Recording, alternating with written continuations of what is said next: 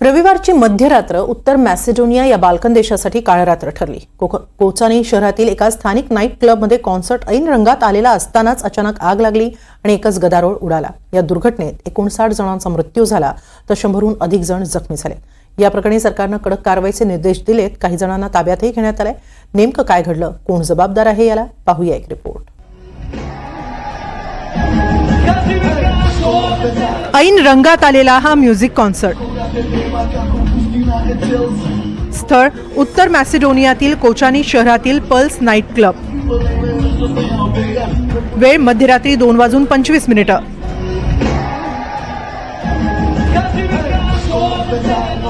Concert होता heap hop star जोडी एडियनचा। क्लबमध्ये उपस्थित तरुणांची संख्या होती 1500। संगीत आणि आतिषबाजीही ऐन भरात आली होती। अशात या आतिषबाजीमुळे काही ठिणग्या थेट छताला भिडल्या आणि अचानक आग लागली।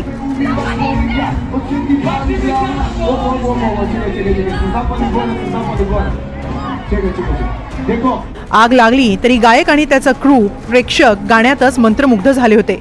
मात्र आग भडकताच एकच गोंधळ उडाला। त्यानंतर जे व्हायला नको होतं तेच झालं। क्षणार्धात पूर्ण नाईट क्लब आगीच्या भक्ष्यस्थानी पडला। सर्व प्रेक्षक, गायक, म्युझिक ग्रुपसह प्रशासन आणि स्टाफ सैरावैरा पळू लागले। जीवाच्या आकांतानं नाईट क्लब बाहेर पडण्याचा प्रयत्न केला। काही यशस्वी झाले, काही कमनशिबी ठरले। सुमारे 59 जणांना त्यांचा जीव गमवावा लागला तर 100हून अधिक जण जखमी झाले। मृतांचा आकडा वाढण्याचीही यात भीती आहे। आग लागली तेव्हा सगळेच जण ओरडत बाहेर पडले। मात्र आम्ही 1500 जण होतो। सगळं कसं काय एका फटक्यात बाहेर पडणार? काहींनी तर शौचालयातून बाहेर पडण्याचा प्रयत्न केला, काहींनी खिडक्यांमधून बाहेर पडण्याचा प्रयत्न केला। मात्र काही जण तिथेच गुदमरून गेले। काही जण डिस्कोमध्येच अडकले, त्यांना बाहेर पडता आलं नाही, कुणाला वाचवताही आलं नाही। मी कशीबशी बाहेर पडले, मात्र पायऱ्यांवर पडले। काही जण माझ्यावरूनच धावत गेले। कशीबशी मी जिवंत राहिले, कसाबसा श्वास घेत होते। शेवटी मी बाहेर पडले, पण माझी बहीण यामध्ये मी गमावली। पंतप्रधान क्रिस्तियान मिकोसकी यांनी यावर शोक व्यक्त केलाय। सरकार सतर्क असून या दुर्घटनेच्या कारणांचा तपास करण्यासाठी आणि परिस्थिती हाताळण्यासाठी आवश्यक त्या सर्व उपाययोजना करण्यात येतील असं त्यांनी सांगितलंय।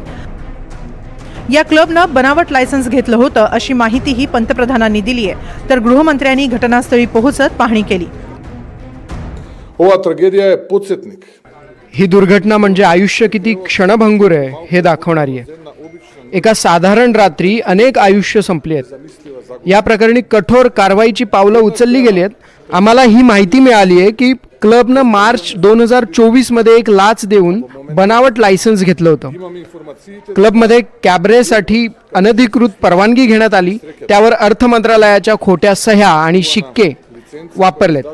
यात अनेक प्रश्न समोर आलेत आणि मला विश्वास आहे की योग्य तपासाअंती आपल्याला सर्व प्रश्नांची उत्तरं मिळतील। पंतप्रधानांनी कारवाईचं आश्वासन दिलं असलं तरी मृतांच्या पालकांनी सरकारवर आपला रोष, संताप व्यक्त केलाय। रुग्णालयाबाहेर, क्लब बाहेर संतप्त पालकांनी घेराव घातला होता। त्यांचा आक्रोश काळीच पिळवटून टाकणारा होता। मृतांमध्ये सर्वाधिक संख्या तरुणांची आहे। माझ्या मुलाला दफन करण्यासाठी पैसे आहेत माझ्याकडे, मला त्यांचे पैसे नको आहेत। त्या पंतप्रधानांना जाऊन सांगा की मला पैसे नको आहेत, मला माझं मूल हवंय। माझं एकुलतं एक लेकरू गेलंय, माझ्याकडे बक्कळ पैसा आहे, आता मूल मात्र नाहीये। तो महापौर इथे का नाहीये? त्यांना कधी इथे येऊन तपासणी करावीशी वाटली नाही का? आत्ताही ते आलेले नाहीयेत। दरम्यान जखमी रुग्णांना कोचानी येथील रुग्णालयात उपचारांसाठी दाखल करण्यात आले। यापैकी अनेक जण गंभीररित्या होरपळलेत, तर काही जखमींना पुढील उपचारांसाठी स्कॉपिये इथल्या रुग्णालयात हलवण्यात आले।